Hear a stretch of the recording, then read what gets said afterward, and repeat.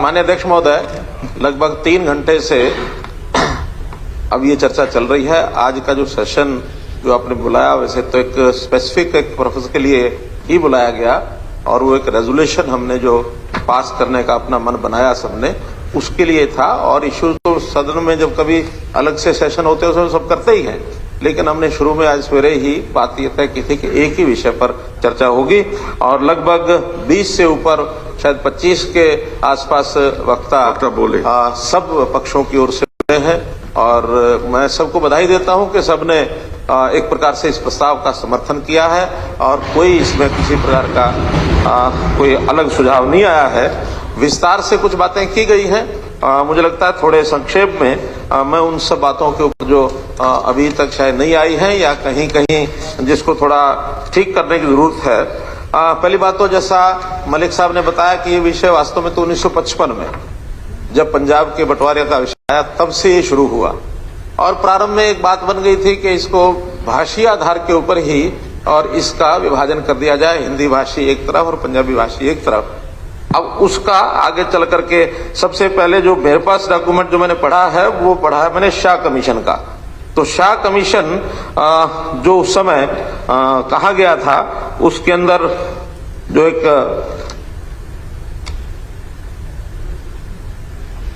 Shah commission में पंजाब सीमा आयोग, शाह आयोग के नाम से विख्यात भारत सरकार द्वारा 23 अप्रैल 1966 यानी विभाजन से पहले इसको गठित किया था। अध्यक्ष न्यायमूर्ति जयश्री शाह। आयोग 31 मई 1966 को सिफारिश की कि खरड़ तहसील जिसमें चंडीगढ़ परियोजना भी है उसको हिंदी भाषी राज्य का हिस्सा बनेगी, क्योंकि पाया गया कि खरड़ तहसील में 71.3% जनसंख्या ये हिंदी भाषी है, इंक्लूडिंग चंडीगढ़। तो ये एक उनकी सिफारिश थी। अब घटनाक्रम थोड़ा जो बदलता है और उसी में एक विवाद वास्तव में ये बना। अब क्यों वो हुआ होगा मैं उस समय के राजनीतिक परिदृश्य के बारे में ना तो बता सकता हूं, ना कह सकता हूं, ना टिप्पणी करनी चाहिए, लेकिन घटनाक्रम जो कागजों पर है उससे अंदाजा एक लगाया जा सकता है।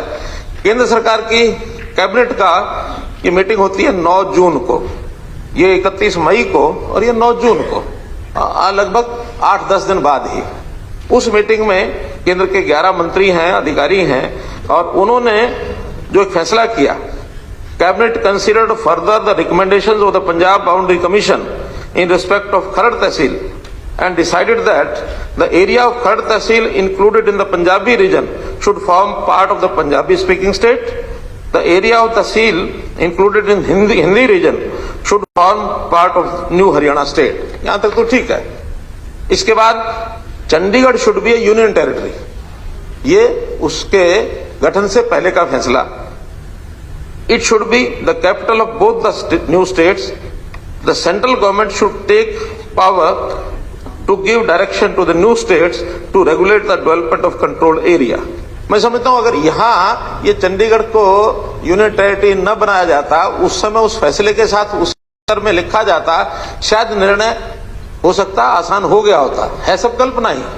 लेकिन चूंकि उन्होंने हिंदी भाषी चंडीगढ़ को हरियाणा को दिया और कैबिनेट ने फिर यूनियन टेरिटरी बनाया और उसके बाद फिर शुरू होता है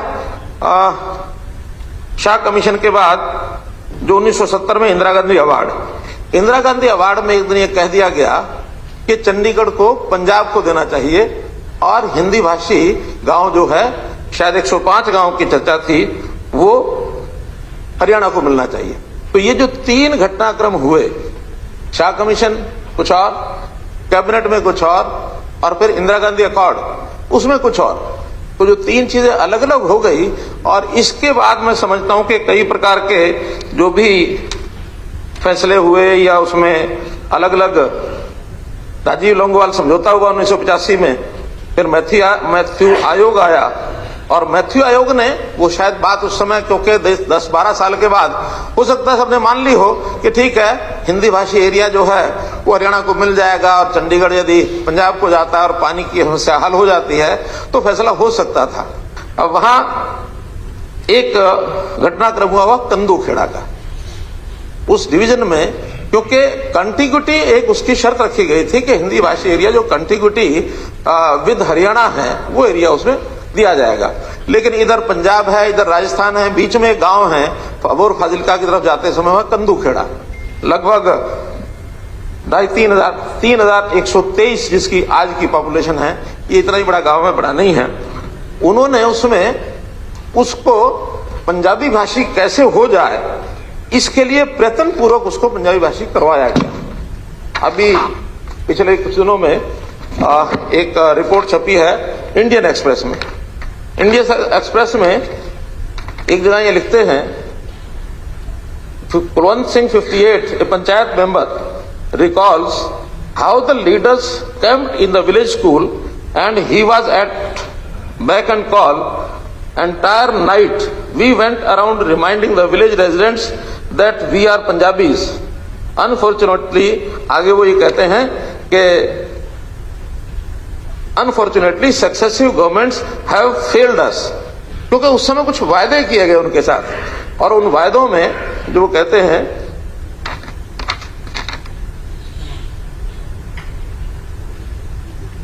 Balwinder Singh, one of the residents जो अभी जिसका उन्होंने लिया है interview, I often tell my father he was one of those who made a mistake of choosing to be with Punjab, I was small then, said Balwinder. और वो कहते हैं कि उस समय के जो वायदे किए गए थे, Barnala promised government employment at least 30-35 youths then, not one got it, they promised ITI, the panchayat provided them 50 acres of land, but the institute never came to the village. We wish our village had gone to Haryana. Our villages used to look like poor cousins of Haryana villages. ये आज कंदूखेड़ा के लोग मानते हैं, लेकिन क्योंकि प्रयत्न पूर्वक शायद उस समय कोई एक रहा होगी, डिजाइन रहा होगा सारे का कि अगर इसको हम पंजाबी करवा दें, एक गांव है तो एक सुझाव ये भी आया कि गैलरी दे दें 1 फरलांग चौड़ी, ये सुझाव भी उस समय आया। उसको भी फिर बाद में नकार दिया गया कि नहीं, कोई जो रास्ता है कंदूखेड़े का वो नहीं देना है। ये मामला उलझता चला गया और उलझने के बाद फिर जो और नए नए आयोग, चाहे उसमें वेंकैया आयोग आया हो, देसाई आयोग आया हो, इराडी कमीशन हो, इन सबके कारण से चीजें उलझ गई। और उलझने के बाद फिर बाद में दौर शुरू होता है सुप्रीम कोर्ट का। अब सुप्रीम कोर्ट के दौर में मैं घटनाक्रम तो मेरे पास पूरा ये 1 नवंबर 1966 से लेकर अब तक है पूरा डेट वाइज, लेकिन सारे में न जाते हुए 2016 से बाद की बात आई है। कुछ मित्रों ने कहा कि 2016 के बाद क्या किया। पहला तो हमारे वकील बंधु सब बैठे हैं, कोई भी कोर्ट का डिसीजन होता है उसके बाद उसके एग्जीक्यूशन के लिए एक ऑर्डर लेना पड़ता है। 2002 में भी ये निर्णय हो गया था कि पानी SOL का वो हरियाणा को मिलेगा, लेकिन 2003 में एग्जीक्यूशन ऑर्डर आया। उस एग्जीक्यूशन ऑर्डर के बाद 2004 में पंजाब ने एक एक्ट बनाया और उसको निरस्त कर दिया। ये वहां से कहानी शुरू होती है। ऐसे ही 2016 में सुप्रीम कोर्ट ने निर्णय दे दिया, लेकिन निर्णय के बाद सुप्रीम कोर्ट ने निर्णय दिया है ये 29/2/16 को the continuous hearing of presidential reference was started by 5 judges constitutional bench headed by Justice Dave. 17/3/16 को फिर ये हियरिंग हुई है और इसमें 1/6/16 को फिर सुप्रीम कोर्ट में नहीं 1/6/16 को state of Haryana filed the present IAS 6/2016 seeking execution and enforcement of this court degree dated 15/1/2।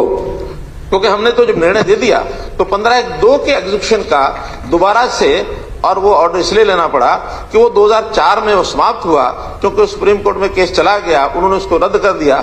तो इसलिए एग्जीक्यूशन में कोर्ट के लोगों ने कहा हमको कि इसका एग्जीक्यूशन का ऑर्डर आपको दोबारा लेना पड़ेगा, क्योंकि उस समय के एग्जीक्यूशन के लिए वो एक प्रकार का जिसको कहना चाहिए नल एंड वाइड इसलिए हो गया कि वो 4 महीने का टाइम दिया था कि आप 4 महीने में इस रोड को CPW के द्वारा सेंट्रल गवर्नमेंट को कहा कि आप बनवाओ।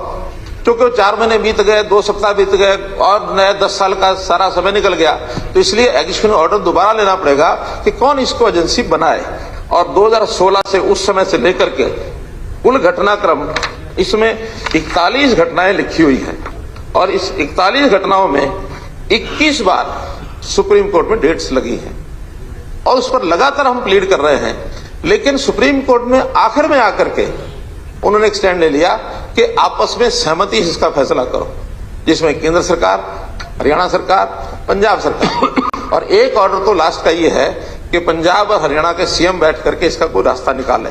अब हमें बार बार सुप्रीम कोर्ट ऐसा क्यों कह रहा है हमको मालूम नहीं, लेकिन सुप्रीम कोर्ट ने सीधा सीधा कोई एग्जीक्यूशन का ऑर्डर उसका आज समय तक नहीं दिया।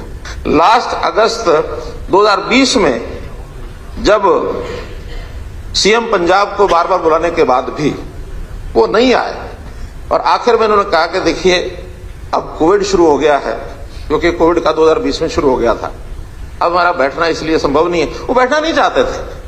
बार बार बुलाने के बाद भी मेरा पर्सनल व्यक्तिगत मैंने कहा एक बार हम सेटिंग करते हैं, हमारी आपकी कोई बात बनती है ठीक है, नहीं तो उठा के सुप्रीम कोर्ट को हमको लिख के दे देंगे। उनका एक ऑर्डर है कि आप एक बार बैठ लीजिए, एक बार भी बैठना नहीं हुआ। इसलिए वो लगातार कहने के बाद आखिर में फिर हमको भी विचार आया कि कोविड के समय में ये समय हमारे काम करने में वैसे ही बहुत बाधा डाल रहा है, हम ये इलेक्शन का झमेला झंझट खत्म हो जाए उसके बाद बैठेंगे। हम इसको इलेक्शन इशू नहीं बढ़ाना चाहते थे, वरना हर बार हर पार्टी ने, पंजाब हो या हरियाणा हो, इसको इलेक्शन इशू बनाया। हमने कहा कि नहीं, इलेक्शन इशू बनाने के बजाय काफी चीजें, क्योंकि सुप्रीम कोर्ट ने निर्णय दे दिया है, अब केवल एग्जीक्यूशन का विषय बाकी बचा है। कहीं ऐसा ना हो कि चीज और आगे बढ़ जाए, कोई तलखी हो जाए और चीज कहीं और लंबी ना चली जाए।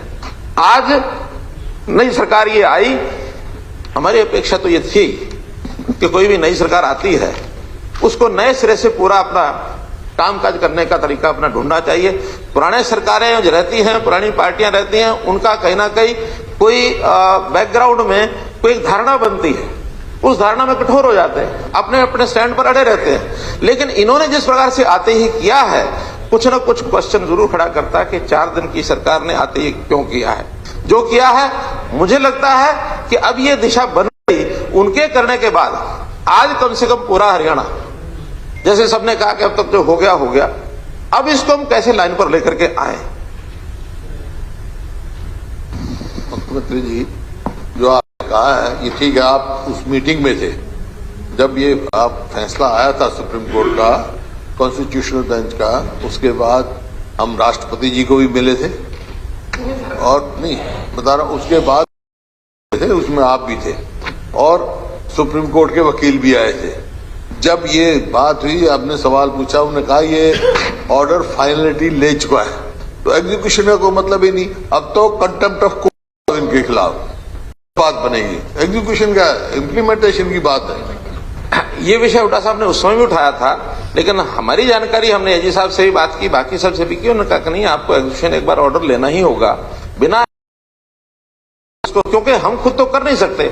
अल्टीमेटली कौन एजेंसी करेगी, कौन एजेंसी करेगी, क्योंकि कंटेम्प्ट ऑफ ऑर्डर तो किसी के खिलाफ डलेगा ना, कौन सी एजेंसी उसको करने वाली है। क्योंकि एक बार तो बीच में फैसला ये हुआ था कि बॉर्डर रोड क्या होता, बीआरओ इसको करेगी। फिर सुप्रीम कोर्ट का ये 2002 में फैसला आया, 2003 में, कि इसको सीपीडब्ल्यूडी करेगी। वो सारा समय बीत गया। चल बेंच का है, प्रेसिडेंट रेफरेंस का, एक जज का नहीं है, पूरे एक बेंच का है ये फैसला। कॉन्स्टिट्यूशनल बेंच को, उसको कोई कॉन्स्टिट्यूशनल बेंच का फैसला तो वो किसके हक में पानी है। हाँ, तो एग्जीक्यूट का वो पिछला फैसला तो चूंकि 2003 का वैसे ही अपने आप इनफ्रैक्चर्स हो गया, उस इनफ्रैक्चर्स के नाते से नया डाला है कि हम किसी तरीके से ये ऑर्डर एग्जीक्यूशन का ले पाए।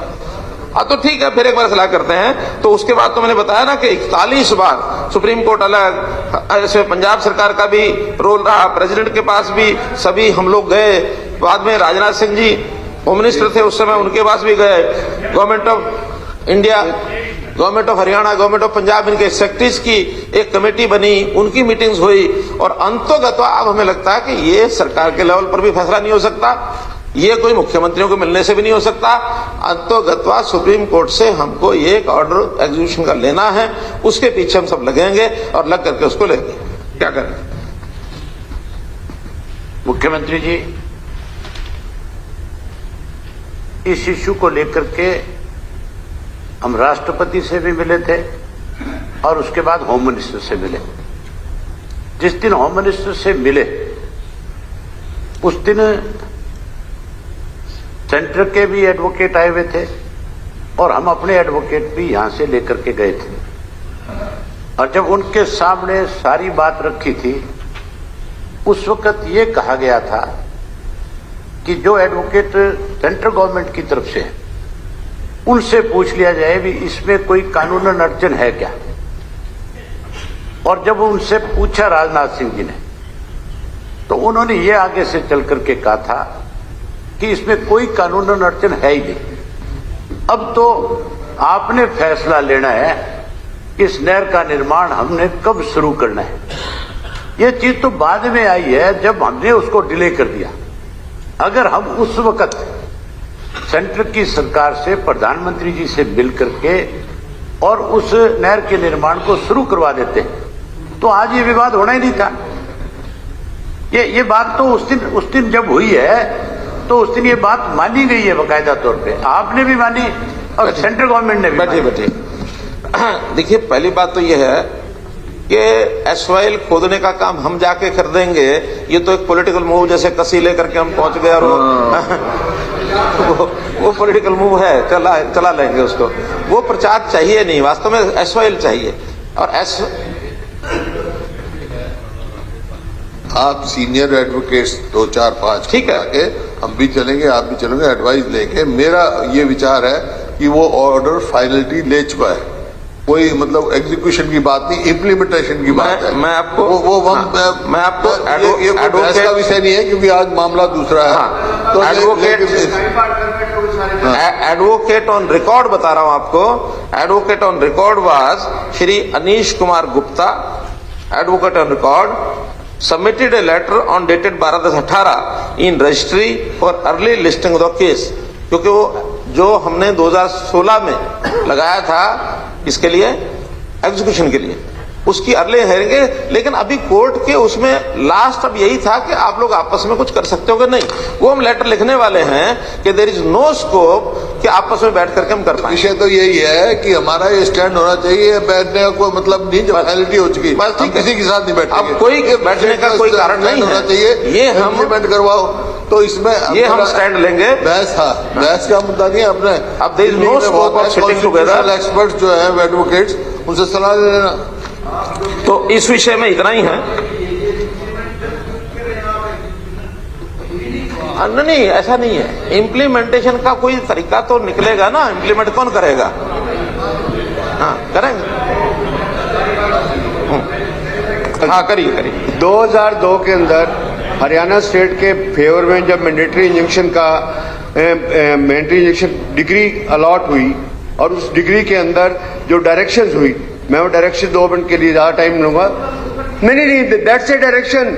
उस डायरेक्शन में कि सेंट्रल गवर्नमेंट इस एसओईएल को कंप्लीट करवाए। It's a direction of supreme court, it's a direction of supreme court. और वो जहां तक गया कि 700 करोड़ रुपए खर्च। चलिए, अब तो 2002 के बाद 2000 मेरा विचार जो मैंने बताया, हमारा स्टैंड यही होना चाहिए। बाकी सलाह करो आप। ठीक है। एक विषय उसमें मुझे और क्लियर करना है, वो ये है कि बीबीएमबी में जब ये सारा हुआ, जो अभय जी ने भी विषय उठाया, मैं तीनों पत्रों की कॉपी 19/4/21 को ये मैंने पहला पत्र लिखा है इसी विषय में। उसके अंदर जो लास्ट सब जो ऑपरेटिव पैरा है, hence keeping view the importance and gravity of the situation and water supply in coming months, I request you to intervene in the matter and appoint for irrigation from Haryana at the earliest, so that with increased focus of development, regulation and management of water resources, the drinking and irrigation water requirements of मतलब है। लेकिन ये letter 19/4/21 को पहला letter लिखा, दूसरा इसी में 22/9/21 को फिर लिखा 5 महीने बाद, और तीसरा लेटर 1 मार्च 2022 को अभी फैसला होने के बाद फिर मैंने अपनी नाराजगी लिखी है कि आपने ठीक नहीं किया है और इसमें जो पुरानी व्यवस्था वो रहनी चाहिए। ये मैं लग देता नहीं, मैं मिलने में तो मैं भी मिल लूंगा, लेकिन आपको साथ ले चलूंगा। झगड़ा क्या है ये? आपको साथ ले नहीं, चलूंगा। मुख्यमंत्री जी असल में क्या मामला है? ये मामला इस वास्ते है, ये बीबीएमबी जो है जब बनी, जब इरिगेशन पावर एक महकमा था सेंटर में, अब अलग अलग हो गए, अब वो पावर के अंडर आ गया। ये होना चाहिए इरिगेशन। अभी हमने ये बात भी अपनी पहुंचा दी है, मेरे लास्ट लेटर में ये है कि इसको हम इरिगेशन की बजाय, हाँ, बेसिकली पावर के बजाय इरिगेशन में आना चाहिए। ये हमने अपनी ओर से उनको बता दिया कि ये पावर के बजाय इरिगेशन में आएगा, तभी ये समस्याओं का हल होगा। बहुत बहुत धन्यवाद। मैं अब आपसे निवेदन करता हूं अध्यक्ष महोदय, पूरे हाउस को अरे खत्म करो, आप सारी बातें इंपॉर्टेंट ही बताते हो गौतम। अब मैं हाउस को निवेदन करता हूं कि इस प्रस्ताव को सर्वसम्मति से पारित करके हम एक अपने यूनानिमिटी का एक दिशा में काम करेंगे, तो उसका एक मैसेज जाएगा। बहुत बहुत धन्यवाद। बहुत प्रश्न है कि हरियाणा राज्य पंजाब, बोल तो दिया, अब कितनी बार, कहाँ ध्यान आपका कहीं और था। प्रश्न है कि हरियाणा राज्य पंजाब पुनर्गठन अधिनियम 1966 की धारा 3 के प्रावधानों के तहत अस्तित्व में आया था। इस अधिनियम में पंजाब और हरियाणा राज्यों, हिमाचल प्रदेश तथा चंडीगढ़ के केंद्रीय शासित प्रदेशों द्वारा पंजाब के पुनर्गठन को प्रभावी बनाने के लिए कई उपाय किए गए थे। सतलुज यमुना लिंक नहर SYL के निर्माण द्वारा रावी और ब्यास नदियों के पानी में हिस्सा पाने का हरियाणा का अधिकार ऐतिहासिक, कानूनी, न्यायिक और संवैधानिक रूप से बहुत समय से स्थापित है। इस प्रतिष्ठित सदन ने SYL नहर को जल्द से जल्द पूरा करने का आग्रह करते हुए सर्वसम्मति से कम 7 बार प्रस्ताव पारित किए हैं। कई अनुबंधों, समझौतों, ट्रिब्यूनल के निष्कर्षों और देश के माननीय सर्वोच्च न्यायालय के फैसलों में सभी ने पानी पर हरियाणा के दावे को बरकरार रखा है और SYL नहर को पूरा करने का निर्देश दिया है।